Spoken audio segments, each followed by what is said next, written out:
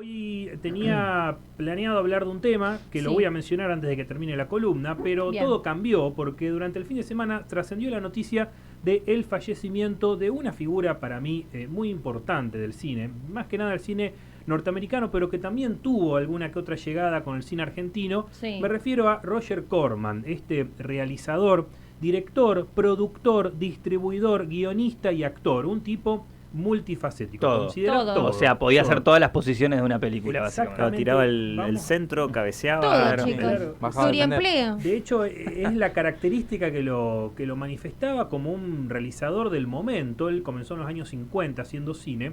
Y la característica principal era justamente que el tipo hacía todo, no porque no dependía de un grupo de trabajo, sino porque su mirada del cine era la mirada de un cineasta que trabaja con un equipo, Ujú. pero también de un cineasta resiliente que es considerado como bueno, muchos lo llaman el papa del cine pop, Wow. justamente porque su concepción del cine estaba íntimamente vinculada con la de un negocio. O sea, él era un gran hombre de negocios como productor y como distribuidor, y hablamos de un visionario en gran sentido, pero también se lo tildó como hacedor de figuras, como por ejemplo la de Martin Scorsese, Francis Ford Coppola, Peter Bogdanovich, bueno, un montón de realizadores que hoy por hoy son nombres indispensables de cualquier cinematografía. Cuando decimos hacedor, me refiero más que nada a que este hombre, Roger Corman, les dio la oportunidad de realizar sus primeras películas en producciones, justamente a través de productoras y realizaciones que les permitieron, bueno, debutar en muchos sentidos. El caso de Demencia 13, por ejemplo, es el debut de Francis Ford Coppola, mucho antes de que él se lanzara a la odisea de producir El Padrino o Apocalypse Now. O sea, que un cazatalentos también, digamos. Un loco que la veía y decía, este tipo va. Hasta cierto punto, Ahí porque va. con la muerte de un personaje como este, lo que sucede es que siempre hay detractores Ajá. y gente que lo recuerda como Claro. un gran tipo. En las últimas horas, seguramente conocen a Paul Schrader, es también un cineasta, guionista, director. Él es el escritor de Taxi Driver, que Ujú. trabajó con íntima relación con Scorsese. Él escribe mucho en su Facebook, el tipo le gusta escribir mucho en su Facebook, y en las últimas horas escribió algo bastante negativo de Corman, Ahí va. que es justamente haciendo alusión a a Rolling Thunder, que es una película que él dirigió, que en más de un momento Corman se la rechazó, bueno, no se la aceptó. Para mí es un poco mala leche hablar así de un tipo que ya ha muerto, pero Aparte también, de siendo tan reciente que nos Sí. acabamos de enterar, digo, ¿con qué necesidad también? Puedes Pero- esperar un poco si querés. también sucede esto de que cuando uno muere de repente pasa a ser como Sí, el sí, cineasta también. que acaba de morir.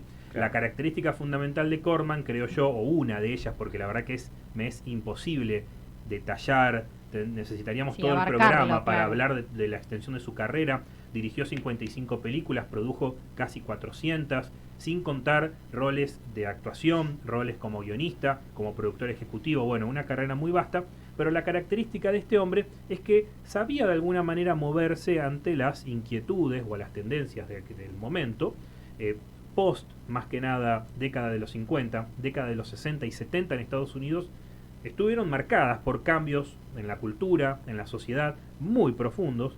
Por eso se habla de esto del papa del cine pop, del cinema pop, justamente porque como expresión cultural tenía esa habilidad de gestionar lo que estaba sucediendo. Hay una cuestión también con el cine, tenía una película El Viaje, por ejemplo, donde él investiga los efectos del LSD, bueno, toda la movida hippie, bueno, toda una cuestión ahí muy interesante, pero también teniendo en cuenta que su objetivo no era un espectador reflexivo, y acá es donde yo, por lo menos como espectador y como cinéfilo, es donde a mí me interesan más los cineastas que te invitan a la reflexión. Ujú. Por eso, en la década de los 60 y de los 70, hubo un ingreso fuerte de cinematografías europeas que proponían esta reflexión.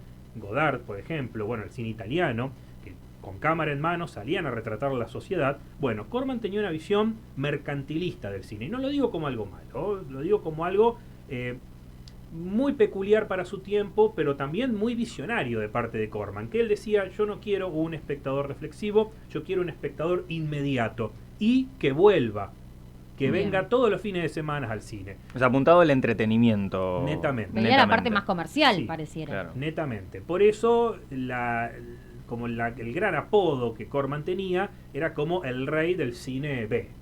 El cine clase B también es extenso quizás de explicar, pero brevemente eran las películas que se estrenaban y se realizaban en paralelo a las grandes producciones de Hollywood. O sea, costaba tanto dinero y tanto tiempo producir, por ejemplo, un Ben-Hur, Los 10 Mandamientos, que en su momento hablamos de estas películas protagonizadas por el amigo Charlton Heston. Costaba tanto tiempo y tanto dinero producir estas obras que los estudios se veían obligados a producir obras de menor porte para seguir generando dinero y que los espectadores no tengan que esperar meses y meses para ir a ver la nueva película de la Warner o MGM o lo que fuera. Eso se le llama cine clase B. Obviamente, y él era referente de este cine. Era referente de este cine, era referente del cine de 2 pesos, hecho por 2 pesos, porque tenía la máxima de Corman, era gastar lo menos posible e invertir y recuperar todo lo que se pueda. O sea, gastaban 2 pesos para filmar, pero jodía a todo el mundo, tocaba todas las puertas para que la película se vea en todos los lugares que se pueda ver y estrenar. En muchos sentidos, Corman, las películas de Corman, no todas se estrenaron en cine. El tipo logró algo que hasta el día de hoy muy pocos han logrado, o quizás él fue, no sé si el primero, pero uno que lo supo explotar mucho, es el video hogareño. El boom del VHS, el boom de poder ver cine en tu casa en la década de los 80, dijo, acá la veo. Esta es el mercado nuevo para las películas. Y de repente empezaron a producir películas que cuando eran rechazadas por los cines, los estudios, bueno, directo a VHS, directo a video. Así que se realizaron cientos de películas de toda clase de género, desde acción, que eran como las más, por ahí las más lucrativas, las de exploitation, bueno, de mafias también sin dudas, pero también las de terror. Las de terror quizás son las que más recordamos, por bueno, la lógica de que actuaba Boris Karloff, Vincent Price, Peter Lorre, o sea, toda una serie de películas que son realmente de culto. De culto es otro concepto que voy a usar mucho en mi columna de ahora en más, porque justamente da cuenta de una película que quizás en su momento no fue exitosa, pero que gracias a que es soportada o bancada, mejor dicho, por un grupo de seguidores, la película adquiere un nuevo estatus. La película fue un fracaso, pero hoy por hoy, 30, 40 años después, es referente porque se animó, no sé, a tocar este tema. Por ejemplo, dame un ejemplo, Hernán. Y pues yo mencioné hace un ratito The Trip, El Viaje. Es una película que fue un mega fracaso comercial en todo sentido, y uno la ve, la película no es buena, pero hoy por hoy es como una película de culto. Primero porque actúa Jack Nicholson, actúa Dennis Hopper, actúa Peter Fonda, o sea, estamos hablando de gente muy grosa. También porque la serie da cuenta de lo que estaba sucediendo con la movida hippie. En muchos sentidos es como una película que pone fin, algunos autores dicen que es una película que pone fin a la tendencia psicodélica iniciada en fines de los 50, Marcelo no me va a dejar mentir, por una película justamente protagonizada por los Beatles. La primera película de los Beatles, que fue finales de los 50, bueno, entrada a la década de los 60. Y te pregunto, perdón, pero Stanley Kubrick, ¿tenía también de eso? De que capaz que en el momento no se entendía mucho y después pasaba a ser algo de culto, como decir, che, no pueden haber visto La Naranja Mecánica. No sé, porque en el momento no sé, pero me da la sensación de que estuvieron como muy adelantadas para la época por ahí. Que se entendieron más tarde. Claro. Capaz que no. Puede ser, quizás esa interpretación de cine de culto va por otro lado. Kubrick, nada que ver a Corman. Kubrick era un obsesivo. Más de gastar. Gastaba muchísimo dinero porque lo tenía, o sea, porque la productora que manejaban, Warner más que nada, se los daba. Quizás sus primeras películas, que son las menos conocidas, El beso del asesino, The Killing, son como las películas más de culto de Kubrick, porque recién estaba empezando. Él era un joven fotógrafo que se estaba animando a dirigir. De hecho, son películas de género. Después, Kubrick empieza a desarrollar una mirada, una estética que sería propia. O sea, Kubrick es un autor, a diferencia de Corman, que no tenía un estilo propio. Las únicas películas de Corman que tenían un estilo propio son sus adaptaciones de los relatos de Edgar Allan Poe. Películas muy conocidas. Hizo casi 9 películas basadas en relatos de Edgar Allan Poe, que poco tenían que ver con las novelas, con los cuentos de Edgar Allan Poe, pero que las recordamos justamente porque son, bueno, aquí allí vemos algunas, la Máscara de la Muerte Roja, eran con Vincent Price, con Peter Lorre, estos rostros muy, muy conocidos. Todas esas portadas, estamos viendo a través de YouTube, tienen como una estética hermosa, bien determinada, ¿no? yo ahora no sabría decirles los artistas que Sí. estuvieron a cargo, pero era toda una artesanía. Ujú. Los afiches, que además estaban hechos a mano y reproducciones. Un Hay libros incluso que estudian la estética de los afiches, bueno, por décadas. Ahora Esto se que hace en estamos Canva. viendo, Claro. claro. Ahora se hacen Canva, tranquilo. Bueno, eso sin mencionar a nadie específicamente, para que no se ofendan, lo vemos muy seguido en el Cine América. Los afiches hechos de mala gana. Claro, sí. Un fotograma expandido en 1000, que vos lo ves de cerca y se ven los Los píxeles. píxeles. Y eso, sí. la verdad Fue que... una captura de pantalla. Claro, se extraña cuando había ilustraciones, Una incluso locura. quizás Estas son obras de arte, ilustraciones parece. de escenas que quizás no suceden así en la película, pero que Claro. de alguna forma te llama. Esta que está en el medio, Boxcar Berta, es una película excelente, es la segunda película que dirige Martin Scorsese luego de haberse recibido en la Escuela de Cine de Nueva York. Era un estudiante, Corman le da la posibilidad de dirigir esta película y dicen algunos estudiosos, el mismo Scorsese lo dice, que gracias a esa posibilidad que Corman le dio, él se animó a dirigir su tercer largometraje, Mean Streets, Calles Salvajes, que fue lo que hace que Martin Scorsese sea Martin Scorsese Claro. hoy, gracias a Buenos Muchachos, Casinos, bueno, todo ese tipo de películas vinculadas a la mafia. O sea, estamos hablando de un tipo que la supo ver, que la vio, pero que con otros quizás no tanto. Yo creo que él buscaba el dinero fácil, Claro. el dinero rápido, y lo logró. Y que sirvió de mentor de alguna manera, o mentor, o como claro, le abrió las puertas, influyó para que existan otros Sí. tipos que con el tiempo fueron como próceres de la cinematografía. Exacto. Scorsese lo considera su mentor, Claro. a Roger Corman. Y Es también bastante. hay algo que me parece muy interesante de Corman, que es su mirada o su, digamos, su impronta como distribuidor. O sea, durante mucho tiempo, Corman, que además llegó a tener una productora distribuidora propia, hizo mucho lobby para que en Estados Unidos, lo cual eventualmente desencadenó en que suceda en el resto del mundo, entraran películas europeas de difícil acceso, como por ejemplo las de Bergman, bueno, algunas de Godard. O sea, el tipo no solamente la veía como un negocio, sino que creo que en el fondo también era cinéfilo. Claro. Y hay un montón de películas de su autoría como director. Quizás las imágenes que estamos viendo en pantalla son más que nada sus películas como director, pero Ujú. como les digo, él escribió y produjo más que nada cientos de películas y es muy muy reconocido a nivel internacional. Hay una historia muy interesante que en realidad es un libro, no es una historia, es imposible resumirla. Es que Corman tuvo una historia con Argentina. Tuvieron un enlace comercial con Aries, Cinematografía Argentina, con Héctor Olivera. Tuvieron un acuerdo comercial, produjeron casi 10 películas. Esto se dio luego del fenómeno de, ahí estamos viendo, Andrés Febrier es el periodista autor del libro. Es un libro que la verdad que si lo pueden leer, incluso lo encuentran gratis en internet para bajar en formato PDF, o se ponen en contacto con el autor, él se los pasa. Hollywood en Don Torcuato, la historia de Héctor Olivera y Roger Corman, es una maravilla realmente. Ese libro es un documento inédito y que da cuenta de un montón de películas que se filmaron en Argentina, y yo creo que da cuenta de también de la naturaleza desnuda de Roger Corman, que era producir barato en Argentina Sí. y vender en Estados Unidos. Y después, bueno, claramente... Era un comerciante. Él realmente era un comerciante. De hecho, ahora les voy a tirar otra cita que me encanta, para la revista El Amante, Gustavo Castaña, en el 94, me parece que es este ejemplar, El hombre que filmaba demasiado titula, y él lo posiciona a Roger Corman entre el vivo, el chanta y el caradura. y después hace un detalle de por qué, digamos, por qué vivo, por qué chanta y por qué caradura. Eso, y la historia de Corman en Argentina, bueno, desembocó en... hay una película, Dead Striker me parece que también es, o sea, se filmaba en Argentina, pero eran en inglés. Claro. Pero, los extras eran argentinos, pero no usaban sus nombres verdaderos.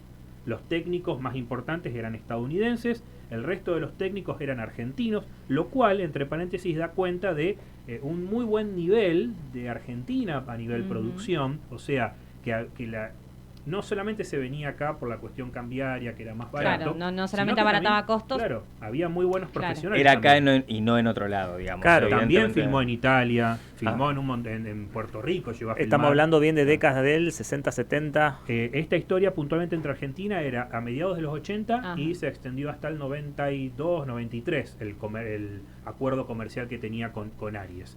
Estamos hablando de Aries, una de las, quizás la productora de cine comercial más importante de Argentina, pero también, o sea, a nivel simbólico, la productora Aries era una especie de Roger Corman, porque para analizar a Corman tenés que oscilar todo el tiempo entre lo serio y la broma. Entonces, así como Aries tenía La Noche de los Lápices, de Olivera, justamente, también producían las películas de Olmedo y Porcel, Claro. que no tenían un fin estético, no tenían un fin ideológico. Sí, popular, Sí, digamos. popular de que se venda ya. Comercial. Que, bueno, salió la nueva película de Olmedo y Porcel. Vamos. Claro. ¿Y quién actúa? ¿De qué trata? No importa. No Vamos importa. a verla porque actúa Olmedo y Porcel. Ahí va. En cambio, La Noche de los Lápices sí hay una necesidad netamente política e ideológica de contar esa historia. Bueno, con Corman pasaba lo mismo. No era un tipo que temiera demostrar su ideología, pero creo que su compromiso estaba más que nada en hacer dinero con el Claro, cine. lo comercial. Autores, Filadelfia. Si la de Filadelfia Tom es de él, Hanks. pregunta. No la dirige él, pero la dirigió Jonathan Demme, si no me equivoco. Claro. A Filadelfia, con Tom Hanks y Denzel Washington, la dirigió Jonathan Demme, que también es el director de El Silencio de los Inocentes. Y Jonathan Demme fue también uno de los estudiantes de Roger Corman. Claro. Porque también le produjo una de sus primeras películas y bueno, le dijo, andá, te dejo ir solo.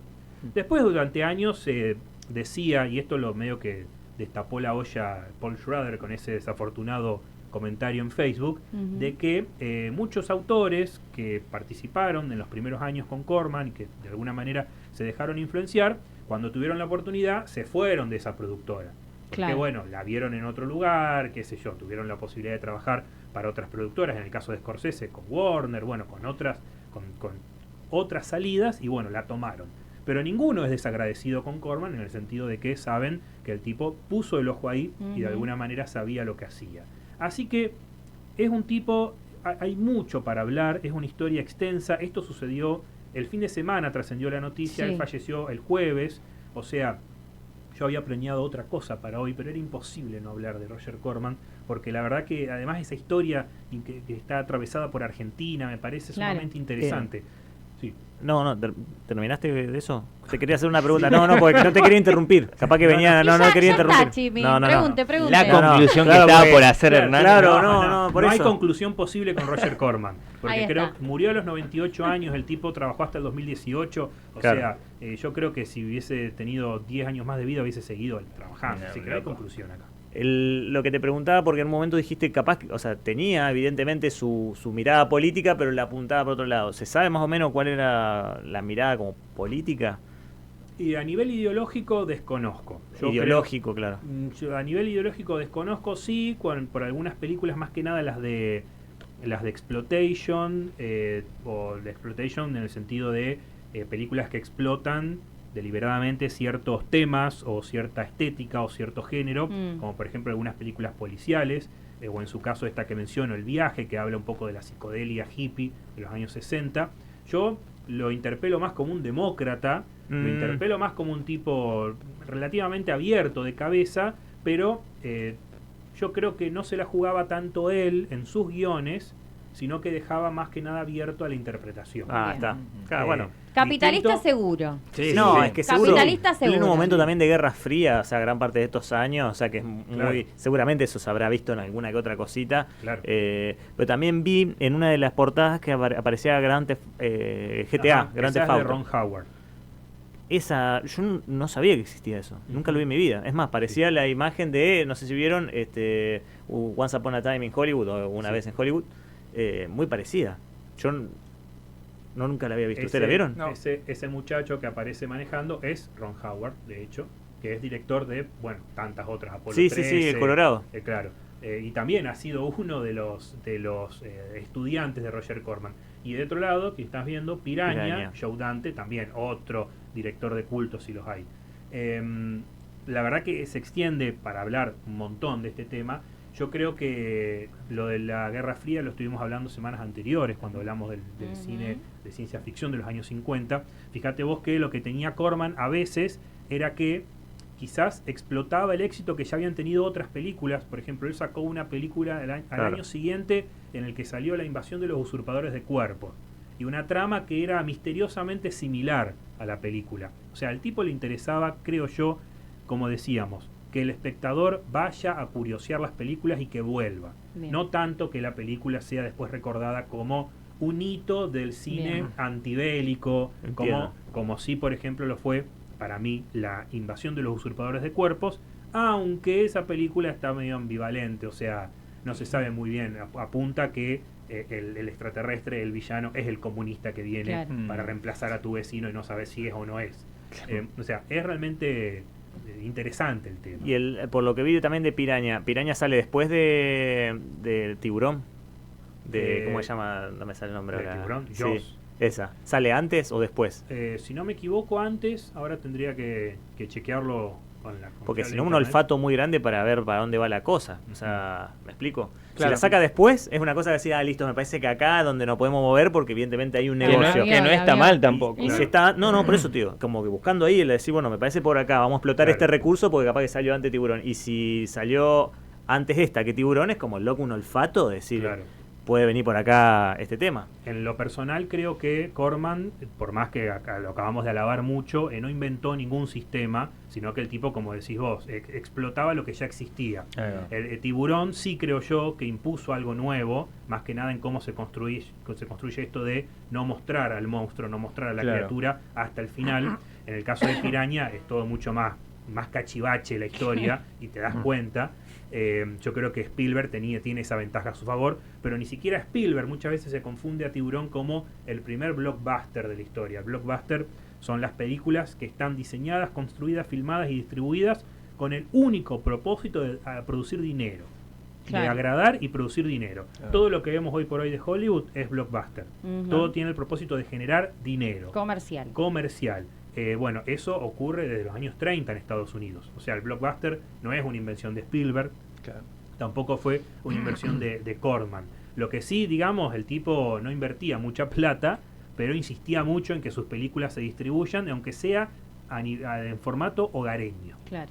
Así que bueno, ha fallecido a los 98 años. Vamos a empezar a escuchar sin fin de cosas de este hombre, cosas buenas y cosas malas. Era necesario charlar del tema. Hernán, estamos sobre el final del bloque. Sé que tenías otro tema, pero ¿cómo podemos resumir esto? Se encuentra disponible en plataformas Disney Plus de forma inédita, por primera vez en la historia, después de décadas de solo depender del bootleg, o sea, del mercado pirata. El último documental de la saga de los Beatles. Escuchá, Marcelito. Let It Be. El documental que documentó la grabación del último disco de estudio de Los Cuatro de Liverpool, que además me tomo el atrevimiento de tildarlo como un documental maldito, porque fracasó, más allá de que ellos ganaron un Oscar por la música del documental, fracasó porque el documental documentó no la magia de los Beatles en tiempos de antaño, como por ejemplo traje para que vean Submarino Amarillo, sino que pasó a la historia como un episodio triste porque documentó las peleas, las tensiones. Ya estaban en una situación que los cuatro ya veían el final, se acercaba el final. Estaba todo podrido, chicos. Eso lo documenta. Sí, algunos críticos llegaron a decir que el documental mostraba que lo único que los mantenía unidos era la música. No hacía antes las otras películas que se mostraban como una familia, que había algo más que trascendía lo musical. Bueno, este documental por primera vez se ha restaurado, o sea, se ha digitalizado y se va a poder ver en la aplicación Disney Plus. ¿Ya está disponible o...? Ya está disponible, desde el 8 de mayo está disponible. Perfecto. Se utiliza la misma tecnología que usó Peter Jackson para Get Back, este documental, miniserie documental de varios capítulos, que también utiliza el metraje nunca utilizado del documental Let It Be para generar una historia nunca antes vista, el detrás de escena, el detrás de escena de, cómo grabaron el último disco, que culmina con esa histórica presentación espontánea, el último recital que dieron en el techo de la azotea, no me acuerdo qué edificio era. Pero, ahí está.